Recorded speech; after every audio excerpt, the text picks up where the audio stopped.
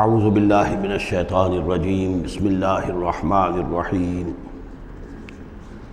افحسبتم انما خلقناکم عبثا وانکم الینا لا ترجعون فتعالى اللہ الملک الحق لا الہ الا هو رب العرش الکریم ومن يدع مع الله إلها آخر لا برهان له به فإنما حسابه عند ربه إنه لا يفلح الكافرون وقل رب اغفر وارحم وأنت خير الراحمين صدق الله العظيم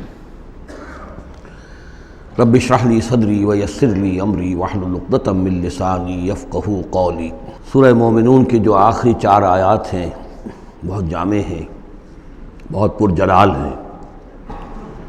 افحسبتم انما خلقناکم عبثا وانکم الینا لا ترجعون، کیا تم نے یہ سمجھا تھا کہ ہم نے تمہیں بیکار پیدا کیا تھا، بے مقصد پیدا کیا تھا، اور یہ کہ تم ہماری طرف لوٹائے نہیں جاؤ گے؟ یعنی یہ کہ در حقیقت اگر آخرت کا تصور موجود نہ ہو تو تخلیق انسانی کا مقصد کو سمجھ میں نہیں آتا۔ عام حیوانات کی طرح انسان ہوتا تو بات ٹھیک تھی، لیکن انسان عام حیوان نہیں ہے۔ اس میں خاص طور پر جو نیکی اور بدی کا امتیاز وضعیت کیا گیا ہے، اس کے اندر جو ایک مورل سینس ہے، اخلاقی حس ہے، کچھ چیزوں کو یہ برا سمجھتا ہے، کچھ چیزوں کو اچھا سمجھتا ہے، اور یہ یونیورسل ہے، یہ کسی ایک قوم یا ایک علاقے کے لوگوں کی بات نہیں ہے۔ یہ مورل ویلیوز جو ہے یہ پرماننٹ ہے، یونیورسل ہے، گلوبل ہے۔ تو آخر ان کا نتیجہ کیا ہے؟ گندم از گندم برویت، جو سے جو، گندم سے گندم اگنی چاہیے، جو سے جو، لیکن ہم دنیا میں تو دیکھتے ہیں کہ نیکی کا نتیجہ لازماً اچھا نہیں نکلتا اور بدی کا نتیجہ لازماً برا نہیں نکلتا۔ تو کوئی دوسری دنیا ہونی چاہیے، دوسری زندگی ہونی چاہیے۔ یہی دلیل ہے ایمان بالآخرہ کے لیے، جس کو قرآن مجید مختلف مواقع پر استعمال کرتا ہے۔ چنانچہ سورہ آل عمران کے آخری رکوع میں ہم یہ دیکھ چکے ہیں، ربنا ما خلقت ھذا باطلا سبحانک فقنا عذاب النار۔ گویا کہ وہی بات یہاں ہے، اور اگر اسے اس پچھلے سلسلہ کلام سے علیحدہ سمجھے تو ترجمہ ہوگا کیا تم نے یہ سمجھا ہے؟ یہ گویا کہ اب مجھ سے اور آپ سے اللہ تعالیٰ مخاطب ہیں، جو بھی قرآن کا پڑھنے والا ہے۔ افحسبتم انما خلقناکم عبثا، اے انسانوں کیا تم نے یہ سمجھا ہے کہ ہم نے تمہیں بیکار بے مقصد پیدا کیا ہے؟ وانکم الینا لا ترجعون، اور تم ہماری طرف لوٹائے نہیں جاؤ گے؟ فتعال اللہ الملک الحق، تو بہت بلند و بالا ہے بادشاہ، جو سچا بادشاہ ہے، الملک ہے۔ ظاہر بات ہے کہ کوئی بادشاہ دنیا میں ایسا نہیں ہو سکتا کہ جو اپنے غداروں کو سزا نہ دے، وفاداروں کو خلعتیں نہ دے، جاگیریں نہ دے، انعامات نہ دے۔ دنیا کا نظام چل نہیں سکتا جزا و سزا کے بغیر۔ تو وہ الملک القدوس الملک الحق کیسے ممکن ہے کہ وہ اپنے جانثاروں، وفاداروں، تابع داروں، ان کو کوئی اجر و ثواب نہ دے، ان کی کوئی قدر افزائی نہ کرے، ان کی جو جانثاریاں ہیں ان کا انہیں کوئی صلہ نہ دے، اور جو ان کے غدار تھے، اس کے باغی تھے، انہیں کوئی سزا نہ دے؟ کیسے ممکن ہے؟ وہ تو بادشاہ ہے، بہت بلند و بالا، اور بادشاہ برحق ہے۔ لا الہ الا ہو، اس کے سوا کوئی معبود نہیں۔ رب العرش الکریم، وہ بہت عزت والے عرش کا مالک ہے۔ ومن يدع مع اللہ الہا آخر، اور جو کوئی بھی پکارے گا اللہ کے ساتھ کسی اور الہ کو، یعنی اللہ کے ساتھ پکارنا ہے، اللہ کو بھی پکار رہا ہے، کسی اور کو بھی پکار رہا ہے، لا برہان لہ بہ، اس کے لیے، اس کے حق میں، اس کے تائید میں کوئی برہان، کوئی دلیل موجود نہیں ہے۔ فإنما حسابہ عند ربہ، تو اس کا حساب جو ہے اس کے رب کے پاس ہے، اللہ تعالیٰ اس سے حساب لے لے گا۔ انہ لا یفلح الکافرون، اس میں کوئی شک نہیں ہے کہ ایسے کافر فلاح نہیں پائیں گے۔ وقل رب اغفر وارحم وانت خیر الراحمین، اور دعا کرو کہ پروردگار ہمیں معاف فرما، ہمیں بخش دے، اور ہم پر رحم فرما، اور یقیناً تو تمام رحم کرنے والوں میں سب سے بہتر رحم کرنے والا ہے۔ سورۃ النور۔ اب یہاں 14 وہ جو صورتیں تھیں جو میں نے عرض کیا، جو مکیات ہیں مسلسل، ان میں سے ایک سورہ حج کے بارے میں اور ایک سورہ رعد کے بارے میں بھی بعض لوگوں کا خیال ہے کہ وہ مدنی ہیں، لیکن واقعہ یہ ہے کہ جن کو بھی مکی اور مدنی صورتوں کے مزاج سے واقفیت ہو گئی ہے، جو اس کو پہچانتے ہیں، وہ جانتے ہیں کہ یہ سارا سلسلہ جو ہے مکیات کا ہے، اور ان میں کوئی مدنی صورت نہیں ہے۔ کہیں کہیں کسی مدنی آیت کا شامل ہو جانا یہ بالکل علیحدہ بات ہے، لیکن یہ کہ اب ان 14 صورتوں کے بعد اب یہ ہے واحد صورت مدنی ہے اور یہ سورۃ النور ہے۔ یہ سن 6 کے آس پاس نازل ہوئی ہے، سن 6 ہجری، اور اس میں ایک بہت اہم واقعہ جو آیا ہے وہ حضرت عائشہ صدیقہ رضی اللہ تعالی عنہ پر جو تہمت لگائی تھی منافقین نے، اور اس میں سب سے بڑا رول تو تھا رئیس المنافقین عبداللہ ابن ابی کا، لیکن یہ کہ اور دوسرے منافقین بھی اور ان کے ساتھ ہی کچھ سادہ لوح مسلمان بھی اس فتنے میں کہیں شریک ہو گئے تھے، متاثر ہو گئے تھے، اور یہ کافی یوں سمجھیے کہ خود حضور صلی اللہ علیہ وسلم کے لیے بھی اور حضرت عائشہ صدیقہ کے لیے تو بہت ہی زیادہ تکلیف کا اور کرب کا یہ دور رہا ہے۔ بسم اللہ الرحمن الرحیم، سورۃ انزلناها وفرضناها وانزلنا فیها آیات بینات لعلکم تذکرون۔ یہ ایک سورت ہے، یہ انداز کسی اور سورت کا نہیں ہے، اس انداز میں اس کا آغاز، اور سورۃ نکرہ کو اگر تفخیم کے لیے مانا جائے تو یہ ایک عظیم سورت ہے جو ہم نے نازل کی ہے، اور ہم نے اس کو لازم کیا ہے تم پر، فرض کیا ہے تم پر۔ وانزلنا فیہا آیات بینات، اور اس میں ہم نے اتنی بڑی روشن آیات نازل کی ہیں، لعلکم تذکرون، تاکہ تم یاد رکھو، تاکہ تم نصیحت اخذ کرو۔ اس سورہ مبارکہ کا جوڑا جو ہے وہ آپ کو 8 مکی صورتوں کے بعد پھر جا کر ملے گا، اور وہ ہے سورہ احزاب۔ ان دونوں میں بڑی گہری مناسبت ہے، اور تقریباً حجم بھی برابر ہے، دونوں 9 رکوعوں پر مشتمل ہیں، اگرچہ اس کی آیات جو ہیں یہ چونکہ بعد میں نازل ہوئی ہے تو 9 رکوع 64 آیات میں ہیں، وہاں 9 رکوع 73 آیات میں ہے، وہ پہلے نازل ہوئی، وہ سن 5 میں نازل ہوئی، یہ سن 6 میں نازل ہوئی، لیکن دونوں میں آیت نمبر 35 سورہ احزاب کی بھی سورہ نور کی بھی نہایت اہم ہے، ایمان کی حقیقت اور اسلام کی کیفیات کے بارے میں۔ الزانیۃ والزانی فاجلدوا من کل واحد منہما 100 جلدہ، زنا کرنے والی عورت ہو خواہ زنا کرنے والا مرد ہو، ہر ایک کو ان میں سے 100 کوڑے مارے جائیں۔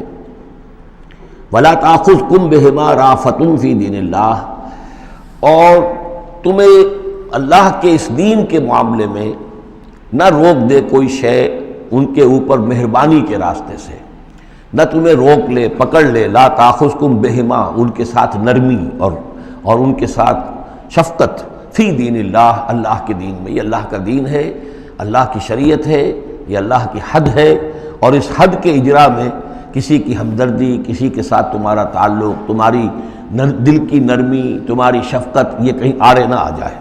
ان کنتم تؤمنون باللہ والیوم الآخر، اگر تم ایمان رکھتے ہو اللہ پر اور یوم آخر پر۔ یہ جو حد ہے یہ ہے اصل میں زانی زانیہ جو غیر شادی شدہ ہو اس کے لیے 100 کوڑے ہیں، یہ حد ہے جو قرآن میں آئی ہے۔ زانی اور زانیہ اگر شادی شدہ ہے تو اس کی حد قرآن میں نہیں ہے، لیکن وہ سنت رسول صلی اللہ علیہ وسلم سے ثابت ہے، اور شریعت اسلامی کا چونکہ جو اس کی سورسز ہیں، اس کی ایک بنیاد ہے اللہ کی کتاب، اور دوسری بنیاد جو انڈیپینڈنٹلی قرآن مجید سے آزاد ہو کر ایک مستقل بنیاد ہے، مستقل سورس ہے، وہ سنت رسول ہے صلی اللہ علیہ وسلم۔ تو رجم کا جو حکم ہے وہ سنت سے ہے، اور جیسا کہ میں آپ کو بتا چکا ہوں اصل میں یہ اس قاعدہ کلیہ کے تحت ہے کہ سابقہ شریعت میں، شریعت موسوی میں بعض احکام وہ تھے کہ جن کی نفی نہیں آئی ہے، اور انہیں جو قتل نبی اکرم صلی اللہ علیہ وسلم نے اس امت کے اندر بھی جاری رکھا ہے۔ ان میں سے یہ 2 حکم جو ہے بہت اہم ہیں، ایک قتل مرتد کا حکم ہے، اور دوسرے زانی اور زانیہ جو شادی شدہ ہو اس کے سنسار کیے جانے کا حکم ہے۔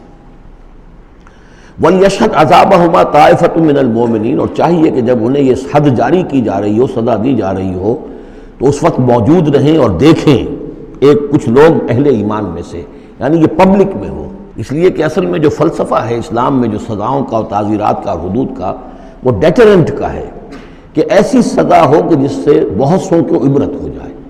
اگر آپ نے علیحدہ جا کر کہیں کمرے کے اندر کسی کو پھانسی دے دی تو ٹھیک ہے، لوگوں کو پتہ چلا کہ مر گیا، ویسے بھی مر جاتے ہیں لوگ، حادثے میں مر جاتے ہیں، فوت ہو جاتے ہیں، لیکن یہ ہے کہ اگر سر عام ڈال پر لٹکایا گیا ہو تو اب کتنے لوگوں کو، دیکھنے والوں کو عبرت ہوگی اور ہوش ٹھکانے آ جائیں گے۔ تو یہ فلسفہ ہے اسلام کا کہ تاکہ ایک آدمی کو سزا دی جا رہی ہو تو ہزاروں کو اس سے عبرت آئے۔ الزانی لا ينکح الا زانیۃ او مشرکۃ، کسی زانی شخص کے لیے روا نہیں ہے کہ وہ شادی کرے مگر کسی زانیہ عورت سے یا مشرکہ سے۔ یہ کسی قانون کے درجے میں بات نہیں ہے، بلکہ یہ ایک اخلاقی طور پر گویا کہ تعلیم دی جا رہی ہے کہ زانی لوگ تو اسی کے یعنی ان کا حال تو ایسا ہے کہ انہیں تو مستحق اگر ہے تو شادی کے کسی زانیہ سے یا مشرکہ سے. وَالزَّانِيَةُ لَا يَنكِحُهَا، اور زانی عورت ہو تو وہ بھی اس لائق نہیں ہے کہ اس سے کوئی نکاح کرے مگر صرف بدکار مرد یا مشرک. وَحُرِّمَ ذَلِكَ عَلَى الْمُؤْمِنِينَ، اور یہ دونوں جو ہیں زانی مرد اور زانی عورتیں یہ تو حرام کر دی گئی ہیں مومنین کے حق میں، اللہ یہ کہ کوئی توبہ کرے، جو بھی ہے معاملہ وہ علیحدہ ہے اس سے. وَالَّذِينَ يَرْمُونَ الْمُحْصَنَاتِ ثُمَّ لَمْ يَأْتُوا بِأَرْبَعَةِ شُهَدَاءَ، اور جو لوگ جو خاندانی عورتیں ہوں، حفاظت میں ہوں کسی خاندان کی اور نکاح کے قید میں ہوں، چاہے نکاح کے قید میں ہوں تو ڈبل احسان ہو گیا کہ خاندانی بھی ہے اور دوسرے یہ کہ نکاح کی قید میں بھی ہے، نکاح کی حفاظت بھی انہیں حاصل ہے. نہیں تو یہ کہ اگر غیر شادی شدہ ہیں لیکن کسی شریف خاندان سے ہیں، آزاد خاندان سے ہیں، اگر ان کی عورتوں میں کوئی شخص جو ہے ان پر عیب لگائے، زنا کا الزام لگائے اور پھر وہ نہ لا سکے، ثم لم یاتوا باربعۃ شہداء، 4 شہید نہ لا سکے، فجلدوہم، تو پھر اب ان کو کوڑے مارو، 80 جلدہ، 80 کوڑے، 80 دبرے. ولا تقبلوا لهم شہادۃ ابدا، اور ان کی شہادت اب کبھی آئندہ قبول نہ کرو. واولئک هم الفاسقون، اور یقیناً یہی لوگ فاسق اور نافرمان ہیں. یعنی زنا کا الزام اگر لگایا جا رہا ہو تو پھر جو الزام لگانے والا ہے اسے 4 گواہ چشمدید پیش کرنے ہوں گے. اگر وہ 4 چشمدید گواہ پیش نہیں کر سکتا تو گویا کہ اب یہ قذف کہلائے گا کہ اس نے ایک الزام لگایا ہے جس کو ثابت نہیں کر سکا، لہذا اس جرم کی سزا 80 کوڑے، کتنے قریب چلا گیا ہے. اور اس میں حکمت یہ معلوم ہوتی ہے کہ اگر فرض کیجئے کسی معاشرے میں، مسلمان معاشرے میں کسی لوگوں سے غلطی ہو گئی ہے، اس غلطی کا چرچا نہیں ہونا چاہیے الا یہ کہ اس کے لیے ثبوت موجود ہو کہ اسے کیفر کردار تک پہنچایا جا سکے. اگر تو ثبوت اتنا ہے کہ سزا دی جا سکے تو ضرور، لیکن اگر نہ ہو تو خاموش رہو، ورنہ یہ کہ خامخواہ برائی کا چرچا ہو جائے گا جبکہ اس کا سد باب ممکن نہیں ہے، اس کی سزا دینی ممکن نہیں ہے، تو اس میں سکوت جو ہے وہ بہتر ہے. الا الذین تابوا، سوائے ان کے کہ جو توبہ کر لیں من بعد ذالک، اس کے بعد واصلحوا، اور اصلاح کر لیں. یعنی یہ کہ کبھی کسی زمانے میں ان سے یہ غلطی ہو گئی تھی، انہوں نے کوئی تہمت لگائی تھی زنا کی اور 4 گواہ پیش نہیں کر سکے، طویل عرصے تک جو ہے ان کی گواہی پھر کسی بھی اسلامی عدالت میں قبول نہیں کی گئی، لیکن بعد میں ان کی روش ایسی رہی ہے، رویہ ایسا رہا ہے، انہوں نے اصلاح کر لی ہے، توبہ کر لی ہے، اب وہ قابل اعتماد ہیں، تو یہ جو معاملہ ہے اس پر سے ختم ہو جائے گا، ان کی گواہی بعد میں قبول کی جا سکے گی. فإن اللہ غفور الرحیم، تو اللہ غفور اور رحیم ہے. والذین یرمون ازواجہم ولم یکن لہم شہداء الا انفسہم. اب ایک خاص معاملہ آ رہا ہے کہ کسی شوہر نے اپنی بیوی کو دیکھا ہو زنا کرتے ہوئے، وہ الزام لگائے کہ میں نے دیکھا ہے اپنی بیوی کو زنا کرتے ہوئے، درحال ہے کہ اس کے پاس 3 اور گواہ نہیں ہیں، لیکن چونکہ یہ معاملہ ہے شوہر اور بیوی کا، اگر کسی اور عورت کا ہوتا تو اس کے اوپر 80 درے لگتے اس کو کہ اس نے الزام لگایا ہے، چاہے چشمدید ہے، چاہے اس نے دیکھا ہے، لیکن 3 گناہ اور نہیں لا سکا، 3 گواہ نہیں لا سکا ہے تو درے لگیں گے 80. لیکن معاملہ کیونکہ بیوی کا ہے، اس کے لیے خاص قانون ہے، اس کو لعان کہتے ہیں. وہ یہ ہے کہ والذین یرمون ازواجہم، جو الزام لگائیں زنا کا اپنی بیویوں پر، ثم ولم یکن لہم شہداء، اور ان کے پاس گواہ موجود نہ ہو، الا انفسہم، سوائے ان کی اپنی جانوں کے، انہوں نے خود دیکھا ہے. فشہادۃ احدہم 4 شہادات باللہ، تو یہ ایک شخص کی گواہی بھی 4 گواہیاں شمار کی جائیں گی جبکہ وہ قسم کھائے اللہ کی، انہ لمن الصادقین، کہ وہ سچا ہے، حلفیہ بیان کرے. والخامسۃ، اور 5ویں بات یہ کہ وہ یہ کہے کہ ان لعنت اللہ علیہ ان کان من الکاذبین، کہ اگر میں جھوٹا ہوں تو مجھ پر اللہ کی لعنت ہو. 4 مرتبہ قسم کھا کر گواہی دینا گویا کہ وہ 4 گواہوں کی گواہی کے قائم مقام ہو جائے گا، جبکہ پھر وہ یہ بھی کہے کہ اگر میں جھوٹا ہوں تو اللہ کی لعنت مجھ پر ہو، لعنت اللہ علی الکاذبین ان کان من الکاذبین. وَيَدْرَوْ عَنْهَا الْعَذَابَ، اب عورت کیا کرے گی جس کے اوپر اس کی بیوی جو ہے اس پر جو الزام لگایا گیا ہے، اگر وہ اس پر سے عذاب ٹل جائے گی سزا اور یہ حد عورت سے، ان تشہد 4 شہادات باللہ، کہ وہ بھی قسم 4 مرتبہ کھائے اللہ کی، انہ لمن الکاذبین، کہ یہ میرا شوہر جو مجھ پر الزام لگا رہا ہے جھوٹا ہے. والخامسۃ، اور 5ویں بات وہ یہ کہے ان غضب اللہ علیہا ان کان من الصادقین، کہ اگر میرا یہ شوہر اس الزام میں سچا ہے تو مجھ پر اللہ کا غضب آئے.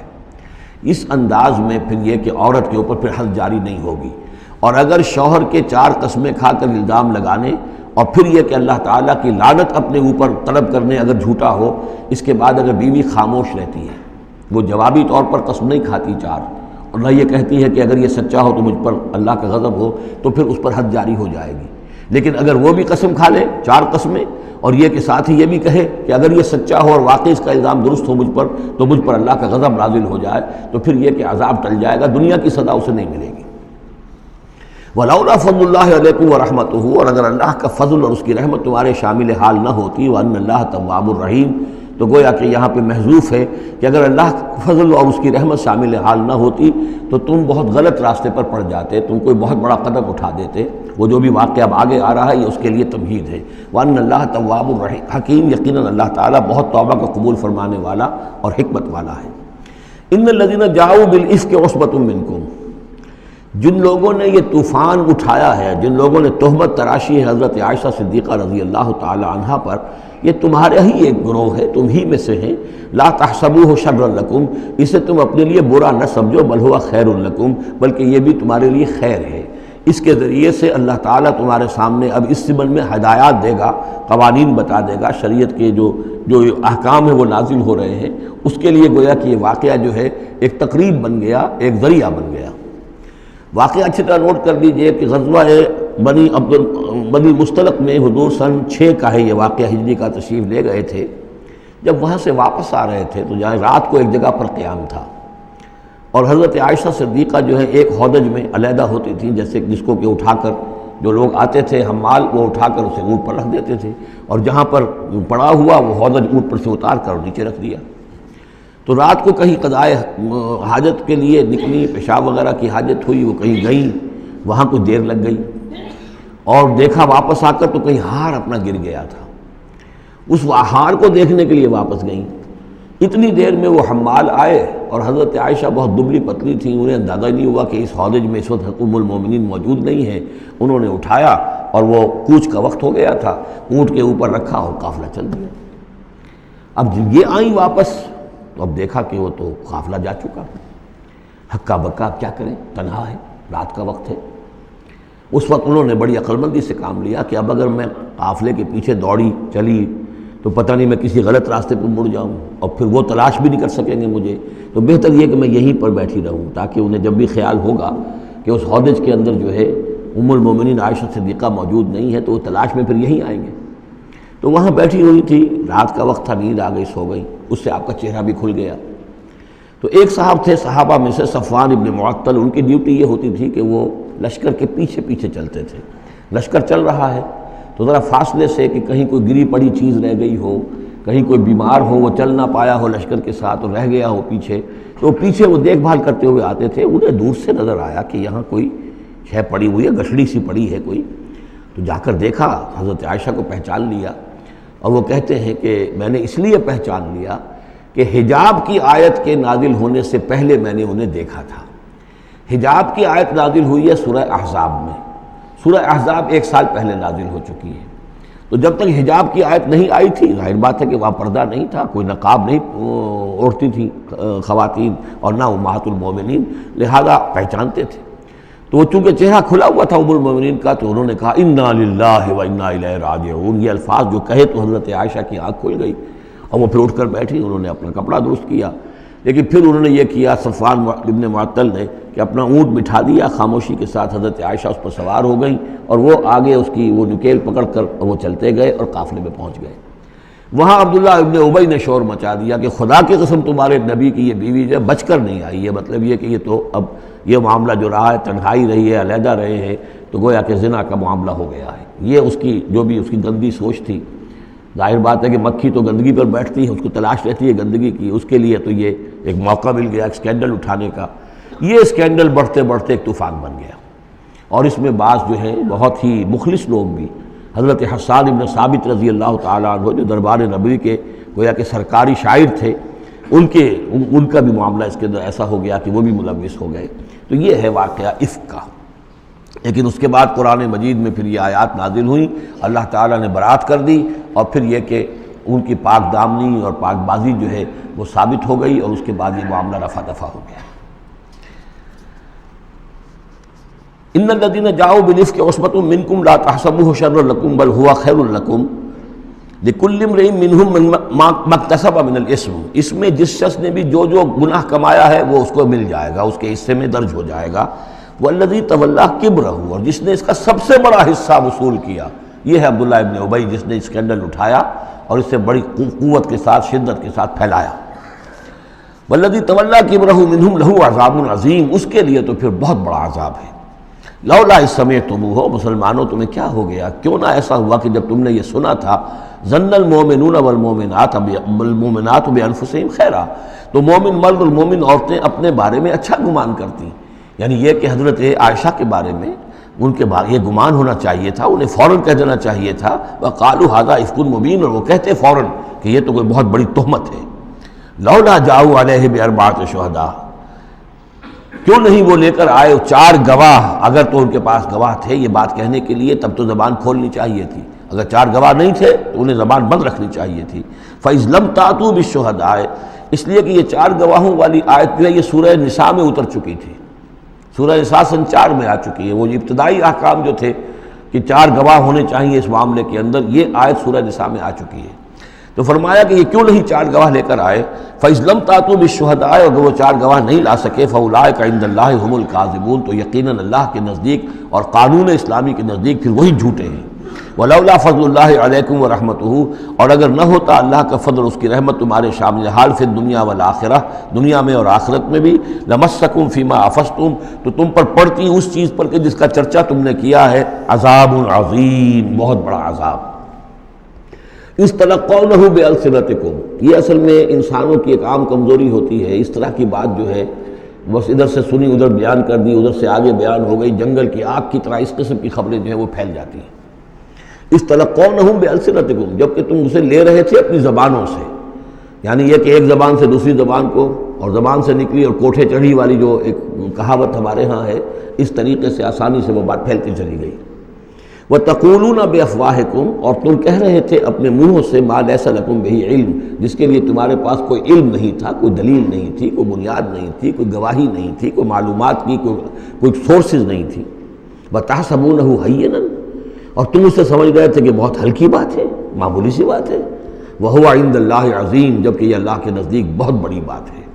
کسی پر بھی، کسی مسلمان خاتون پر بھی اس طرح کی تہمت لگا دینا بہت بڑی بات ہے۔ کھجا یہ کہ بازی بارش بابا ہم بازی، کہ ام المومنین عائشہ صدیقہ رضی اللہ تعالی عنہ زوج رسول صلی اللہ علیہ وسلم، اور یہ چیز جو ہے بہت بڑی ہے۔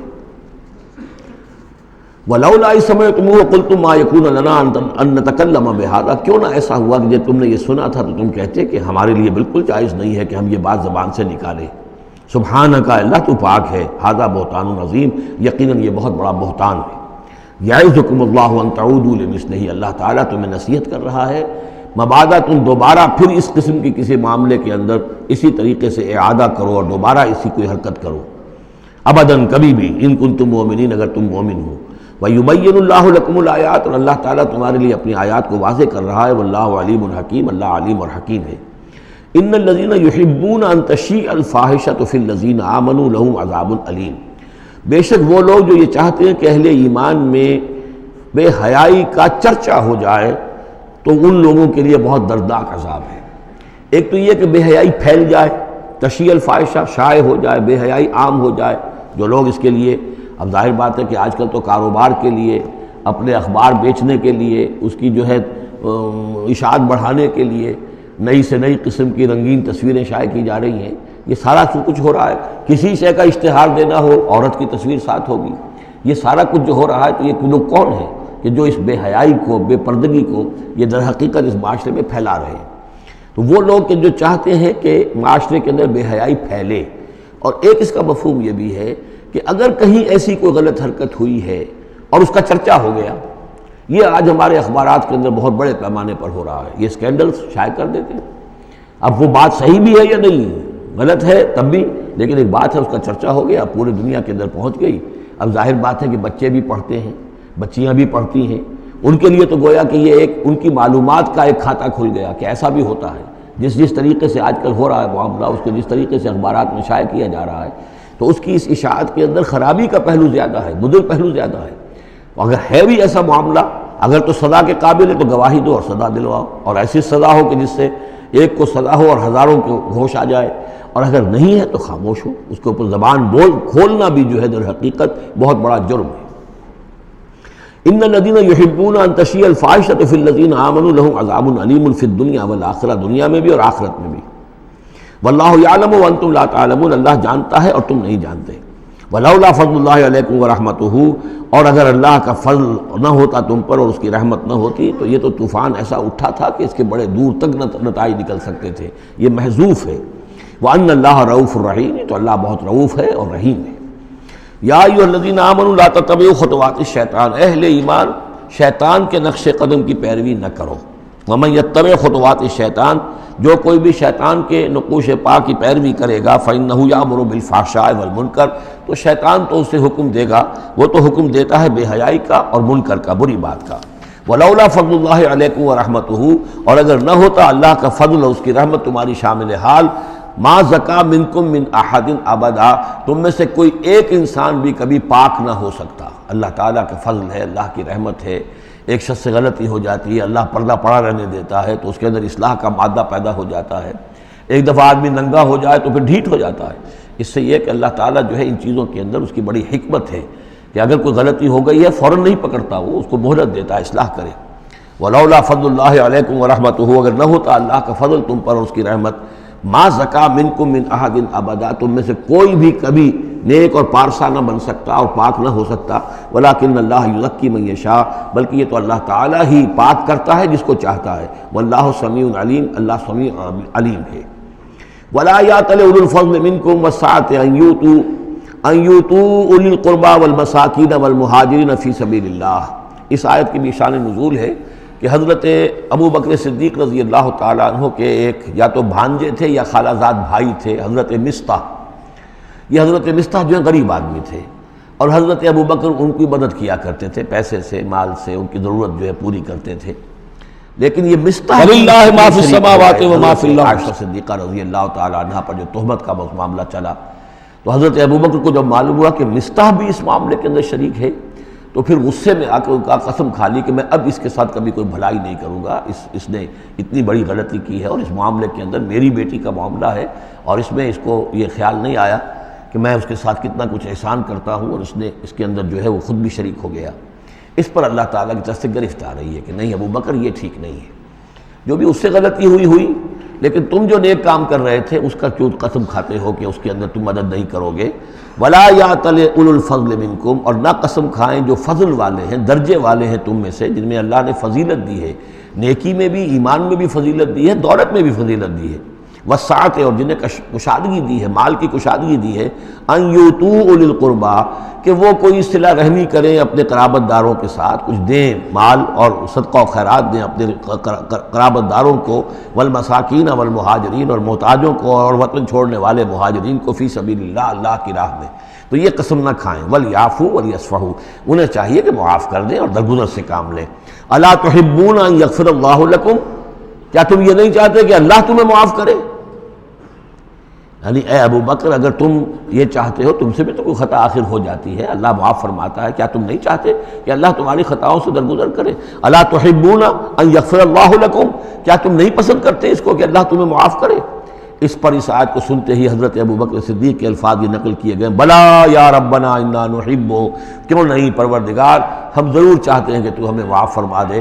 انہوں نے اپنی قسم کا کفارہ دیا اور اس کے بعد جو بھی وہ کرتے تھے ان کے ساتھ بھلائی اور نیکی، اس سلسلے کو جاری کر دیا۔ واللہ غفور رحیم، اور اللہ تعالیٰ غفور ہے اور رحیم ہے۔ ان الذین یرمون المحصنات الغافلات المؤمنات، یقیناً وہ لوگ کہ جو تہمت لگاتے ہیں ان پاک دامن عورتوں پر کہ جو غافل ہیں، جن کو ان چیزوں کا ہوش بھی نہیں ہے، جن کا گمان بھی ادھر نہیں گیا، المومنات اہل ایمان میں سے، لعنوا فی الدنیا، ایسی معصوم اور پاک دامن عورتوں پر جو تہمت لگانے والے ہیں ان پر پھٹکار ہے دنیا میں بھی اور آخرت میں بھی، ولہم عذاب عظیم، اور ان کے لیے بہت بڑا عذاب ہے۔ یوم تشہد علیہم السنتہم وایدیہم، جس دن کے ان کے خلاف گواہی دیں گے، تشہد علیہم، علی کو نوٹ کر لیجئے، جس دن کے ان کے خلاف گواہی دیں گے، السنتہم ان کی اپنی زبانیں گواہی دیں گی، وایدیہم ان کے اپنے ہاتھ گواہی دیں گے، وارجلہم ان کے پاؤں گواہی دیں گے، بما کانوا یعملون، اب جو کچھ عمل وہ کر رہے تھے۔ یہ ہاتھ ہمارے پاس اللہ کی امانت ہے، میں اس سے غلط کام کر رہا ہوں تو یہ انڈر پروٹیسٹ میرا حکم تو مان رہا ہے، اس لیے کہ اللہ تعالیٰ نے مجھے میرے حوالے سے کیا ہوا ہے، لیکن اس کے اندر پروٹیسٹ ہے، قیامت کے دن یہی میرے خلاف مقدمہ کرے گا، پروردگار تو نے مجھے اس کے حوالے کیا تھا اور یہ مجھ سے میرے ذریعے سے غلط کام کرتا رہا۔ یہ پاؤں جو ہیں ہمارے خلاف گواہی دیں گے کہ پروردگار ہم اس کے تابع تھے، اس کے حکم کے مطابق چل رہے تھے، یہ بدبخت ہمیں چوری کرنے کے لیے جاتا تھا تو اس کے لیے استعمال کرتا تھا، یا کوئی اور برا کام کرنے کے لیے اپنے ہمارے پیروں ہمیں استعمال کرتا تھا۔ یومئذ یوفیہم اللہ دینہم الحق، اس دن اللہ تعالیٰ ان کا پورا بدلہ ان کو دے دے گا۔ یہ دین کے لفظ کو یہاں نوٹ کیجئے، دین بدلے کو کہتے ہیں، دین مالک یوم الدین، جزا و سزا کے دن کا مالک، بدلے کا دن۔ وَيَعْلَمُونَ أَنَّ اللَّهَ هُوَ الْحَقُّ الْمُبِينُ، اور وہ جان لیں گے کہ اللہ تعالیٰ ہی ہے الحق، سچا اور ہر بات کو کھول کر بیان کر دینے والا۔ الخبیثات للخبیثین والخبیثون للخبیثات، ناپاک عورتیں ناپاک مردوں کے لیے ہیں اور ناپاک مرد ناپاک عورتوں کے لیے ہیں، اور طیبات والطیبات للطیبین والطیبون للطیبات، اور ستھرے اور پاک باز جو خواتین ہیں وہ پاک باز مردوں کے لیے ہیں، اور پاک باز جو مرد ہیں وہ پاک دامن خواتین کے لیے ہیں۔ اولئک مبرؤون مما یقولون، یہ لوگ بری ہیں ان چیزوں سے کہ جو لوگ کہتے ہیں۔ لہم مغفرۃ ورزق کریم، ان کے لیے مغفرت ہے اور رزق کریم ہے۔ یہ دونوں آیات جو ہیں در حقیقت اخلاقی تعلیم کی نوعیت کی ہیں کہ اتنی اخلاقی حس معاشرے کے اندر رہے کہ جس کے ساتھ کوئی بدنامی کا معاملہ ہو جائے پھر وہ خود محسوس کرے کہ میں آئسولیٹ ہو کر رہ گیا ہوں یا رہ گئی ہوں اس معاشرے کے اندر، یہ معاشرے کے اندر یہ عام روش پیدا ہو جائے۔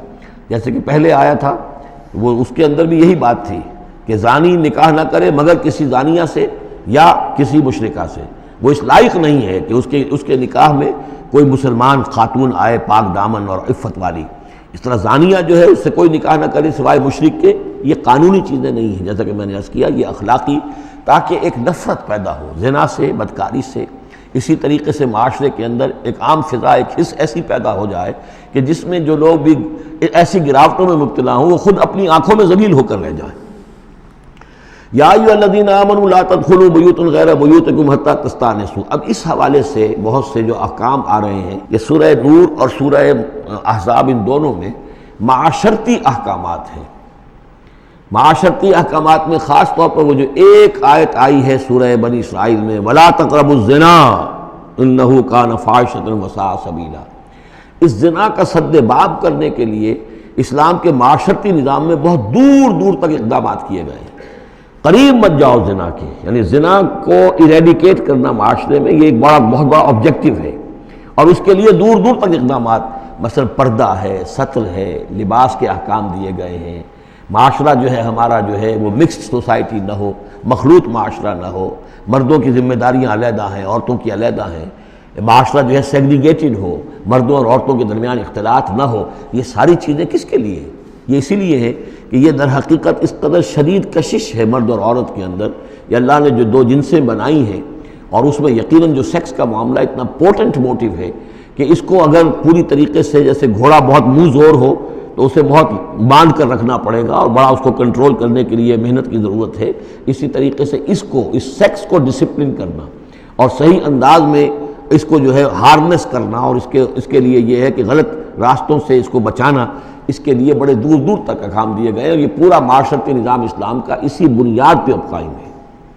اب اسی میں سے مثلاً یہ گھر کی پرائیویسی بھی ہے، ایک گھر ہے، گھر میں ایک شوہر ہے، اس کی بیوی ہے، اب آپ فوراً چلے گئے سیدھے گھر کے اندر، نہیں، اے اہل ایمان مت داخل ہوا کرو گھروں میں اپنے گھروں کے سوا، حتیٰ تستانسوا، یہاں تک کہ بول چال کر لو، اجازت لے لو، وتسلموا علی اہلہا، اور اذن لینے کی اس وقت جو ہوتی تھی شکل وہ یہی کہ جا کر دروازے پر کہو السلام علیکم، معلوم ہوا کہ کوئی صاحب ہیں کہ جو آئے ہیں ملنا چاہتے ہیں اور اندر آنا چاہتے ہیں۔ اب اس کے بعد یہ کہ وہ اپنی آئیڈینٹی دیں اور پھر ان کو آنے کی اجازت دی جائے، یہ نہیں کہ بے دھڑک چلے جا رہے ہیں۔ ذالکم خیر لکم لعلکم تذکرون، یہی تمہارے لیے بہتر ہے تاکہ تم نصیحت حاصل کرو۔ فإن لم تجدوا فیہا احدا فلا تدخلوها، اگر اس گھر میں کوئی نہ ہو تو پھر اس میں داخل مت ہو، حتیٰ یؤذن لکم، یہاں تک کہ تمہیں اجازت دی جائے۔ جو گھر کا مالک ہے وہ اگر اجازت دے کہ ہاں میرا گھر اس وقت خالی ہے تم اس میں جا سکتے ہو، ورنہ یہ کہ خالی گھر کے اندر جہاں کوئی نہیں ہے داخلے کی اجازت نہیں ہے۔ وَإِن قِيلَ لَكُمْ، اور اگر کہا جائے تم سے ارجعوا، چلے جاؤ، لوٹ جاؤ، اس وقت میں ملنے کے لیے تیار نہیں ہوں یا میں اپنی کسی مشغولیت میں ہوں، فرجعوا، تو لوٹ جاؤ۔ اب دیکھیے یہ آداب ہیں. ہمارے ہاں یہ ہے کہ آپ پہنچ گئے، نہ ٹائم لیا ہوا ہے نہ پہلے سے طے ہے، آپ سمجھتے ہیں کہ مجھے ریسیو کرنا اس کا فرض ہے، کیوں نہیں ملا؟ اس نے انکار کر دیا تو اس کا مطلب یہ کہ بڑا متکبر ہے اور بہت یہ جو ہے شخص جو ہے، یہ نہیں. اگر تو آپ وقت طے کر کے گئے ہیں تو اس کا فرض ہے کہ وہ آپ کو ریسیو کرے اور آپ کو وقت دے. لیکن اگر آپ اچانک چلے گئے ہیں تو آپ کو اس کی پرائیویسی پر آپ جو ہے حملہ آور نہیں ہو سکتے. وہ اپنے کس کام میں ہے، کس مشغولیت میں ہے، اس کی کیا اہمیت ہے، آپ تو اس کو نہیں جانتے. اگر وہ گھر والا کہہ دیتا ارجعوا وَإِنْ قِيلَ لَكُمْ ارْجِعُوا فَارْجِعُوا، تو لوٹ جاؤ. ہوا اذکیٰ لکم، یہی تمہارے لیے زیادہ پاک ہے، پاک بازی کا معاملہ. واللہ بما تعملون علیم، اور جو کچھ تم کر رہے ہو اللہ اس سے واقف ہے. لیس علیکم جناح ان تدخلوا بیوتا غیر مسکونۃ، اس میں کوئی حرج نہیں ہے کہ تم داخل ہو جایا کرو ایسے گھروں میں کہ جن میں سکونت نہیں ہے، جس میں کوئی لوگ رہتے نہیں ہیں، ریزیڈینشل نہیں ہے. اب گوڈاؤنز ہیں، اب ایسا تو نہیں کہ گوڈاؤنز میں آپ نہیں جا سکتے، سامان پڑا ہوا گودام ہے آپ جا سکتے. فیہا متاع لکم، اس میں تمہارا سامان ہے، تو یہ وہی گودام والی بات ہو گئی. واللہ یعلم ما تبدون وما تکتمون، اور اللہ جانتا ہے جو تم ظاہر کرتے ہو جو کچھ تم چھپاتے ہو. یعنی قانون کی اصل روح کو دیکھنا چاہیے کہ یہ جو روکا جا رہا ہے کہ گھروں میں داخل نہ ہو، تو یہ اصل میں جو پرائیویسی ہے گھر کی اور فیملی کی، اصل میں اس کو ملحوظ خاطر رکھا جا رہا ہے. نہ یہ کہ آپ کہیں کہ صاحب ہم گودام میں بھی داخل نہیں ہو سکتے جب تک کہ پرمیشن جو لکھی ہوئی ہے وہ ہمیں مل نہ جائے. قل للمؤمنین یغضوا من ابصارہم، اہل ایمان سے یہ کہیے اے نبی کہ وہ اپنی نگاہوں کو ذرا نیچا رکھا کریں. وَيَحْفَظُوا فُرُوجَهُمْ، اور اپنی شرمگاہوں کی حفاظت کریں. ذَلِكَ أَزْكَىٰ لَهُمْ، یہی ان کے لیے زیادہ پاکیزہ ہے اور زیادہ بہتر ہے. ان اللہ خبیر بما یصنعون، یقیناً اللہ تعالیٰ باخبر ہے اس سے کہ جو وہ کر رہے ہیں. وَقُلْ لِلْمُؤْمِنَاتِ يَغْضُضْنَ مِنْ أَبْصَارِهِنَّ، اسی طرح مومن عورتوں سے بھی کہہ دیجئے وہ بھی اپنی نگاہیں نیچی رکھا کریں. وَيَحْفَظْنَ فُرُوجَهُنَّ، اور وہ بھی اپنے سطر کو پوری طریقے سے ملحوظ رکھیں اور اپنی شرمگاہوں کی حفاظت کریں. وَلَا يُبْدِينَ زِينَتَهُنَّ، اور انہیں نہیں چاہیے کہ وہ اپنی زینت اور سنگھار کو ظاہر کریں. إِلَّا مَا ظَهَرَ مِنْهَا، سوائے اس کے کہ جو از خود ظاہر ہو جائے. وَلْيَضْرِبْنَ بِخُمُرِهِنَّ، اور چاہیے کہ وہ اپنے گریبانوں کے اوپر اپنی اوڑھنیوں کے بکل مار لیا کریں. بِخُمُرِهِنَّ عَلَى جُيُوبِهِنَّ، یہ خمرہن جمع ہے خمار کی، خمار کہتے ہیں اوڑھنی. ایک دوسرا لفظ جو ہے وہ آئے گا سورہ احزاب میں، ان دونوں الفاظ کو علیحدہ علیحدہ رکھیے. تو یہ ہے کہ اپنے گریبانوں کے اوپر، گویا کہ یہ بھی پرانا ہمیشہ سے لباس، عورت کے لباس میں اوڑھنی بھی تھی اور عورت کے لباس میں چادر بھی تھی. چادر وہ لے کر نکلتی تھی جب گھر سے باہر جاتی تھی، اور اوڑھنی وہ رکھتی تھی جب کہ گھر کے اندر ہوتی تھی. یہی جو ہماری تہذیب کے اندر ہے، یہ عرب کی تہذیب میں پہلے بھی تھا. چہرے کا پردہ نہیں تھا عرب میں، چادر وہ لے کے جاتی تھی تو چادر اپنے اوپر ڈالتی تھی. اور مرد بھی چادر کے بغیر نہیں ہوتے تھے، نہ کوئی مرد بغیر چادر کے نہ عورت، بلکہ چادر ہی سے ایک شخص کا رتبہ معین ہوتا تھا. کسی کی چادر بڑی شاندار ہے، دوشالہ اوڑھا ہوا ہے، بہت قیمتی ہے، تو وہ بڑا آدمی ہے، وہ سردار ہے. کسی کے بیچارے کی جو ہے معمولی سی چادر ہے.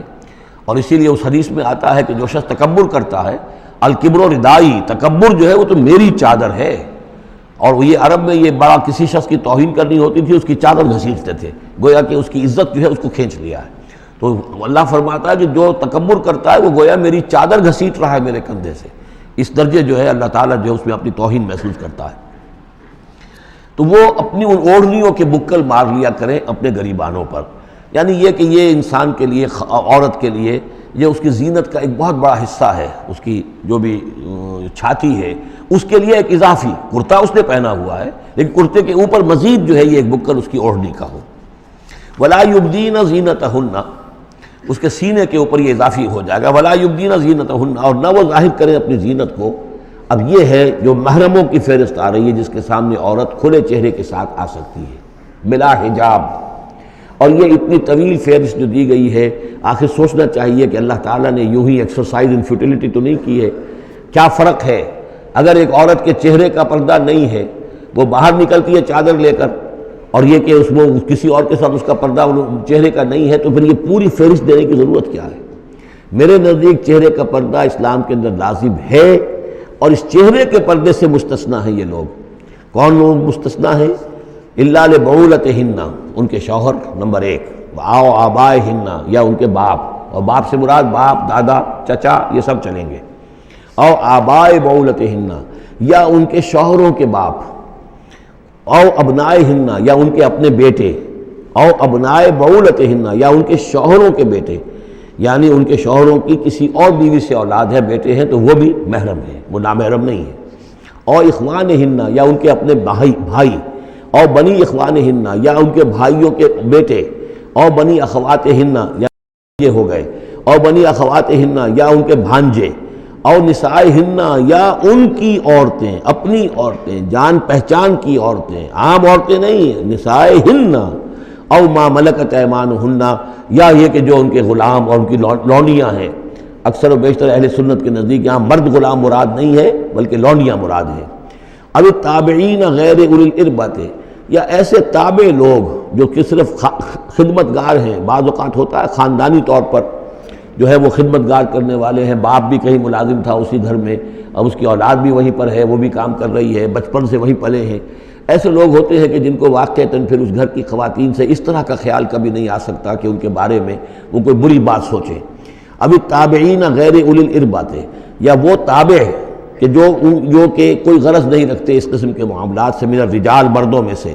ابھی الطفل الذین لم یظہروا علی عورات النساء، یا وہ لڑکے کہ جو ابھی عورتوں کے جو مخفی معاملات ہیں ان سے واقف ہی نہیں، ابھی وہ جنسی جو بھی باتیں ہیں ان سے واقف نہیں ہیں۔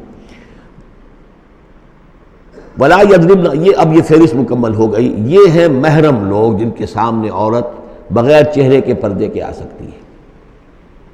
باقی یہ کہ زینت جو خود بخود ظاہر ہو جائے، اب ظاہر ہے کہ آپ نے چادر بھی لی ہوئی ہے، کسی خاتون نے برقع بھی اوڑھا ہوا ہے، لیکن اب کسی کا قد ہے، ماشاءاللہ وہ قد ایسا ہے، سر قد ہے کوئی خاتون، تو وہ کہاں چھپائے گی اس قد کو، وہ تو ظاہر ہو جائے گا۔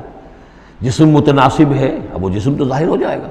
اس اعتبار سے ما ظہر منہا کو لوگوں نے لے لیا چہرے کے لیے، یہ بالکل غلط ہے۔ چہرے کا تو پردہ میرے نزدیک لازم ہے، اور یہ کہ باقی یہ کہ ان کے سامنے چہرے کے سمیت عورت آ سکتی ہے۔ باقی عورت جو ہے اپنے بیٹے کے سامنے بھی سوائے 3 اعضاء کے اور نہیں کھول سکتی، اپنے بھائی کے سامنے بھی نہیں کھول سکتی۔ چہرہ، یہ ہاتھ پونچھوں سے نیچے، اور پیر ٹخنوں سے نیچے، یہ جو 3 اعضاء ہیں یہ وہ ہیں کہ جس کو عورت نے یہ کھلے رکھ سکتی ہے، اپنے وہ بیٹے کے سامنے بھی، بھائی کے سامنے بھی، اور جو بھی رشتے گرائے گئے ہیں۔ لیکن یہ کہ اس سے آگے پھر جو ہے معاملہ وہ پھر شوہر کا ہے، اس سے آگے یعنی لباس کا معاملہ جو ہے جس سے کہ عورت جو ہے وہ آزاد ہوگی، وہ صرف شوہر کے لیے۔ وَلَا يَضْرِبْنَ بِأَرْجُلِهِنَّ لِيُعْلَمَ مَا يُخْفِينَ مِنْ زِينَتِهِنَّ، اور نہ یہ ایسا ہو کہ وہ اپنے پاؤں مار کر چلیں، کوئی زیور جو ہے پاؤں میں پہنا ہوا اس کی جھنکار ہو تاکہ لوگوں جو ہے ادھر متوجہ ہو جائیں۔ لِيُعْلَمَ مَا يُخْفِينَ مِنْ زِينَتِهِنَّ، تاکہ لوگوں کے علم میں آ جائے کہ کیا انہوں نے چیز چھپائی ہوئی ہے اپنی زینت میں سے، کیا زیورات پہنے ہوئے ہیں۔ وَتُوبُوا إِلَى اللَّهِ جَمِيعًا أَيُّهَا الْمُؤْمِنُونَ، اور اے اہل ایمان سب کے سب مل کر اللہ کی جناب میں توبہ کرو، لَعَلَّكُمْ تُفْلِحُونَ، تاکہ تم فلاح پاؤ۔ وَأَنكِحُوا الْأَيَامَ مِنكُمْ، اور دیکھو اپنی بیواؤں کی شادیاں کر دیا کرو۔ وَالصَّالِحِينَ مِنْ عِبَادِكُمْ، یہ بھی اب ایک بہت اہم ہے بات۔ ہندوانہ ہمارا معاشرہ جو ہے وہ بیوہ کی شادی جو ہے وہ تو جائز بھی نہیں سمجھتا، یا بہت ہی یوں سمجھیے کہ اس کے نزدیک بہت ہی ناپسندیدہ بات ہے، اور ہمارے ہاں بھی یہ ہو گیا ہے۔ حالانکہ یہاں حکم ہے انکحوا الایام منکم، بیواؤں کی شادیاں کر دیا کرو۔ والصالحین من عبادکم و امائکم، اور تمہاری جو بانیاں ہوں، غلام ہوں، ان میں سے بھی جو سمجھدار ہوں، جن کے کردار کے بارے میں تمہیں اعتماد ہو، ان کی بھی شادیاں کر دیا کرو۔ ایک کی کنیز ہے، ایک کا غلام ہے، ان کی شادی ہو جائے۔ اب ظاہر بات ہے وہ کنیز جو ہے اپنے آقا کے، اب اس کے ساتھ وہ تمتع نہیں کر سکے گا، اس لیے کہ اس نے اجازت دے دی ہے کہ اس کی کنیز کی شادی ہو گئی ہے کسی غلام کے ساتھ۔ وَالصَّالِحِينَ مِنْ عِبَادِكُمْ وَإِمَائِكُمْ إِنْ يَكُونُوا فُقَرَاءَ، اگر وہ فقیر ہوں گے، مہر وغیرہ دینے کی ان کے اندر ہمت نہیں ہے، صلاحیت نہیں ہے، يُغْنِهُمُ اللَّهُ مِنْ فَضْلِهِ، تو اللہ تعالیٰ ہو سکتا ہے کہ ان کو اپنے فضل سے غنی کر دے۔ وَاللَّهُ وَاسِعٌ عَلِيمٌ، اللہ واسع، بہت سمائی رکھنے والا، کشائش والا، کشادگی والا اور جاننے والا ہے۔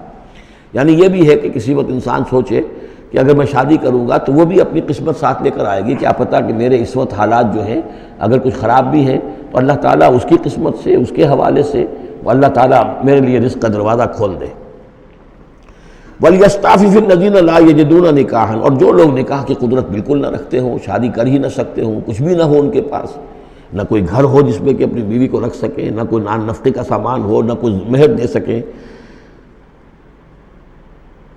وَلْيَسْتَعْفِفْ، تو انہیں چاہیے کہ وہ اپنی عفت کی حفاظت کریں، پوری طریقے سے اپنے اس جو جنسی جذبے کو کنٹرول کریں. الذین لا یجدون نکاحا حتی یغنیہم اللہ من فضلہ، یہاں تک کہ اللہ تعالیٰ انہیں اپنے فضل سے غنی کر دے.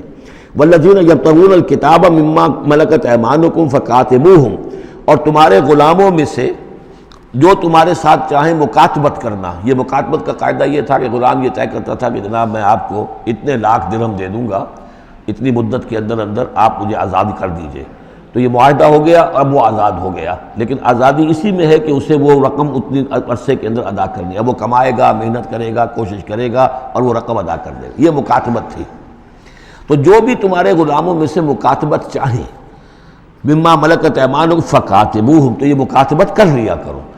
قرآن مجید نے وہ تمام راستے کھولے ہیں کہ جن سے غلاموں کی آزادی کا جو ہے آسانی کے ساتھ تدریجاً سہج انداز کے اندر ان کی غلامی کا جو ہے سلسلہ ختم ہو کر آزادی کی طرف راستہ کھل جائے. فَقَاتِبُوهُمْ إِنْ عَلِمْتُمْ فِيهِمْ خَيْرًا، اگر تم دیکھ رہے ہو ان کے اندر کہ خیر ہے، بھلائی ہے، واقعتاً یہ شخص اعتماد کیا جا سکتا ہے، یہ بھاگ نہیں جائے گا اور یہ جو بھی کرنا چاہ رہا ہے معاہدہ اس کو پورا کرنے کی اس کی نیت ہے. وَآتُوهُمْ مِنْ مَالِ اللَّهِ الَّذِي آتَاكُمْ، پھر ایسے لوگوں کو جنہوں نے مکاتبت کی ہو تم بھی مال دیا کرو جو اللہ کا مال تمہارے پاس اللہ نے تمہیں دیا ہے، یعنی لوگ مدد بھی کریں اس کی تاکہ وہ اپنی اس رقم کو جلد از جلد ادا کر کے اور وہ پھر آزاد ہو جائے. وَلَا تُكْرِهُوا فَتَيَاتِكُمْ عَلَى الْبِغَاءِ، اور دیکھو اپنی باندیوں کو، چھوکریوں کو، یہ جو وہاں پہ باندیاں کنیزیں ہوتی تھیں انہیں بدکاری پر مجبور نہ کرو. ان اردنا تحسنا، اگر وہ چاہیں کہ وہ پاک دامن رہیں، وہ کسی قلعے میں رہیں، اور ان سے چونکہ یہ بھی رواج وہاں تھا، ان باندیوں سے پھر وہ پیشہ کراتے تھے. اب یہ اصل میں اصلاح ہو رہی ہے اس معاشرے کی، اور اس کے اندر ان چیزوں کو رفتہ رفتہ روکا جا رہا ہے. جیسے سورہ نساء میں آیا تھا، ایسا بھی ہوتا تھا کہ باپ کی بیویاں جو ہیں اپنی جو سوتیلی مائیں ہیں انہیں اپنے گھر میں ڈال دیا. لیکن یہ ساری چیزیں رفتہ رفتہ ایک ایک کر کے پھر ان کی بندش ہوئی ہے. تو وہ اپنی لونڈیوں سے پیشہ کراتے تھے اور کمائی خود کھاتے تھے. تو فرمایا یہ بہت غلط ہے. لِتَبْتَغُوا عَرَضَ الْحَيَاةِ الدُّنْيَا، تاکہ تم حاصل کرو دنیا کی زندگی کا سامان.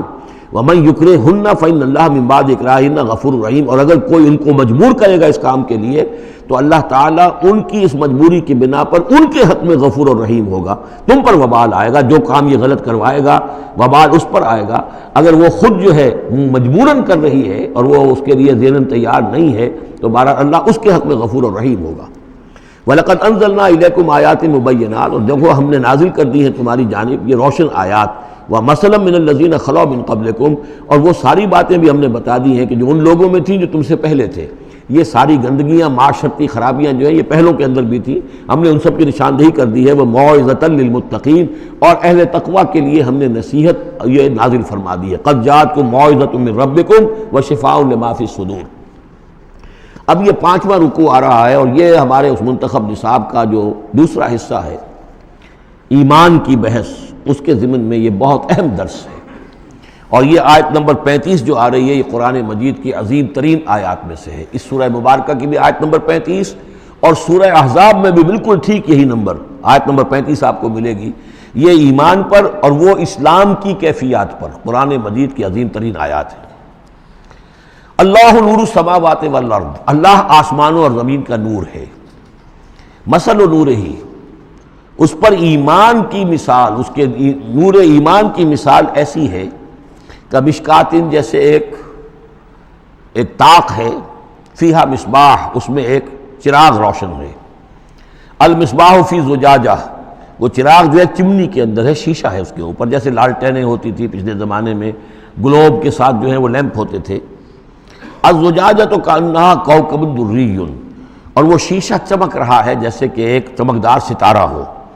یوقد من شجرۃ، اور اس مصباح میں، اس دیے میں، اس چراغ میں جلایا جا رہا ہے تیل، کس کا؟ ایک شجرہ مبارکہ زیتونہ کا، ایک ایسا مبارک درخت زیتون کا، لا شرقیۃ ولا غربیہ، جو نہ شرقی ہے نہ غربی ہے. یعنی یہ کہ درخت ہے، جھنڈ ہے ایک. اب اگر تو کچھ جھنڈ کے مشرق میں کوئی درخت ہے تو صبح کی دھوپ تو انہیں ملے گی، شام کی نہیں ہوگی. مغرب میں ہے تو شام کی دھوپ مل جائے گی، صبح کی نہیں ملے گی. ایک علیحدہ کھڑا ہوا ہے کوئی، جس کے نہ ادھر کوئی اور ہے نہ ادھر کوئی اور درخت ہے، تو پورے دن کی تمازت دھوپ کی جو ہے وہ جذب کر رہا ہے. اور ایسے درخت کا جو روغن زیتون ہوتا تھا وہ بہت صاف شفاف، اسی کی مثال دی جا رہی ہے کہ نہ شرقی ہے نہ غربی ہے، وہ کسی جانب سے اوٹ میں ہے ہی نہیں. یکاد زیتھا یضیء، اس کا جو روغن ہے وہ بھڑک اٹھنے کو بیتاب ہے، قریب ہے کہ روشن ہو جائے، وَلَوْ لَمْ تَمْسَسْهُ نَارٌ، چاہے اسے ابھی آگ نے چھوا ہی نہ ہو، نور علی نور، جب آگ مس کر جائے، چھو جائے تو پھر نور علی نور ہے، وہ بھڑک اٹھتا ہے۔ یہدی اللہ لنورہ من یشاء، اللہ تعالیٰ ہدایت فرماتا ہے اپنے نور کی جانب جس کو چاہتا ہے، وَيَضْرِبُ اللَّهُ الْأَمْثَالَ لِلنَّاسِ، اور اللہ تعالیٰ مثالیں بیان کرتا ہے لوگوں کے لیے، وَاللَّهُ بِكُلِّ شَيْءٍ عَلِيمٌ، اور اللہ ہر چیز کا کما حقہ علم رکھتا ہے۔ یہ اصل میں ایمان کے لیے، اس کے اجزائے ترکیبی کے لیے بہترین تمثیل ہے، جس کو میں پہلے بیان کرتا رہا ہوں کہ ایک ہے فطرت، انسانی فطرت۔ اگر فطرت سلیم ہے تو اس کے اندر یہ ایمانی حقائق موجود ہیں، معرفت خداوندی موجود ہے، البتہ اس پر کوئی پردے آ گئے ہیں، اس کے اوپر جو ہے کچھ غلاف پڑ گئے ہیں، اور جب آتی ہے وحی وہ اس کو ایکٹیویٹ کرتی ہے۔ آیات الہیہ جو ہیں، آیات قرآنیہ، وہ اندر کے اندر جو ڈورمنٹ اس کی کانشسنس ہے ایمان کی، اس کو ایکٹیویٹ کر کے شعور پر لے آتی ہے۔ اس کو یوں سمجھے کہ جیسے تیل ہے، اب تیل ایک ہے کڑوا تیل، جس سے کہ ہم دیے کبھی جلایا کرتے تھے، اب تو شاید ہی کہیں آپ نے دیکھا ہو دیا کس کو کہتے ہیں، لیکن اس میں وہ کڑوا تیل جو جلتا تھا، تو کڑوا تیل خود آگ نہیں پکڑ سکتا، اس میں بتی ڈالنی پڑتی تھی، کوئی کپڑے کی بتی ہے بٹکر، یا یہ کہ وہ روئی کی بتی بنائی ہے، اس بتی کا پھر آگ لگاتے تھے تو جل تو رہا ہے تیل، لیکن بواسطہ بتی، براہ راست وہ تیل جلنے کی پوزیشن میں نہیں ہے۔ لیکن ایک تیل ہے پیٹرول، اس کو جو کڑوے تیل سے روشنی حاصل کرنے کے لیے جتن کرنے پڑ رہے ہیں آپ کو جلانے کے لیے، اور پیٹرول گویا کہ بیتاب ہے، وہ بھڑک اٹھنے کو بیتاب ہے، ذرا سی چنگاری قریب آئی اور بھڑک گیا۔ اسی طریقے سے انسانوں کی طباع کا فرق ہے۔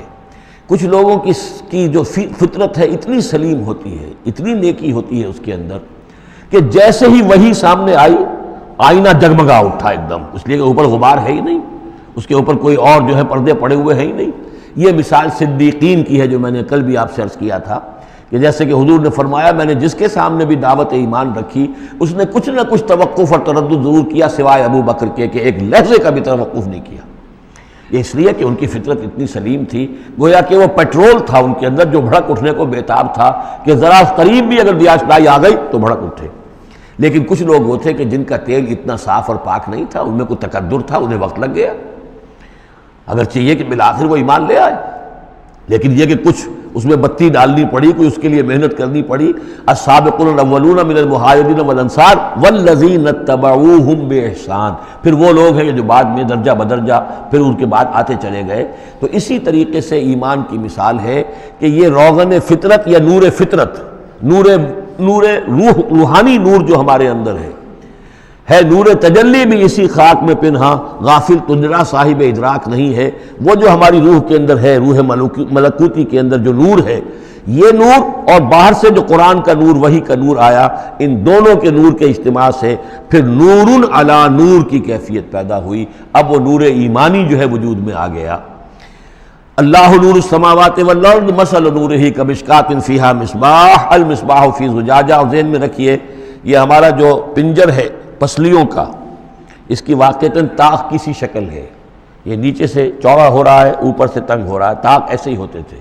ڈائفرام جو ہے وہ اس طاق کا گویا کہ فلور ہے، جو ہمارے ایبڈومینل کیویٹی کو چیسٹ کیویٹی سے علیحدہ کرنے والا عضو ہے، اور دل رکھا ہوا ہے اس کے اوپر، یہ گویا کہ چراغ ہے۔ اس دل میں نور ایمان ہوتا ہے، اس دل کے اندر جو ہے وہ اللہ کا نور، اور یہ نور بنا ہے دو چیزوں سے، ایک وہ نور فطرت جو اس کے اندر موجود تھا، اس کی روح کے اندر، اور ایک نور وحی۔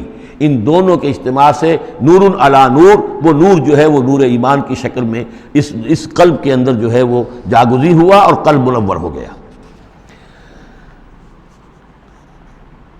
المصباح فی زجاجہ، الزجاجۃ کأنہا کوکب دری یوقد من شجرۃ مبارکۃ زیتونۃ لا شرقیۃ ولا غربیہ یکاد زیتھا یضیء ولو لم تمسسہ نار نور علی نور یہدی اللہ لنورہ من یشاء۔ یہ نور علی نور ہے، دو نوروں کے جمع ہونے سے یہ نور ایمان وجود میں آیا، نور فطرت، نور وحی۔ اور اللہ تعالیٰ ہدایت دیتا ہے اپنے نور کی جس کو چاہتا ہے، اور اللہ یہ مثالیں لوگوں کے لیے بیان کرتا ہے۔ باقی اللہ کو تو ہر شے کا کما حقہ علم ہے، مثال کی ضرورت انسانوں کے لیے ہے کہ جو ان لطیف حقائق کو ایسے ہی خود نہیں سمجھ سکتے۔ اب جن لوگوں کے دلوں میں یہ نور ایمان پیدا ہو جاتا ہے ان کی ایک جھلک دکھائی جا رہی ہے کہ ان کی شخصیت، ان کی زندگی کی دلچسپیاں کیا ہوتی ہیں۔ فی بیوت اذن اللہ ان ترفع ویذکر فیہا اسمہ، ان گھروں میں جن کا کہ اللہ نے حکم دیا کہ انہیں بلند کیا جائے، یعنی مساجد۔ بلند کرنے سے مطلب یہ ہے کہ ان کو نمایاں بنایا جائے۔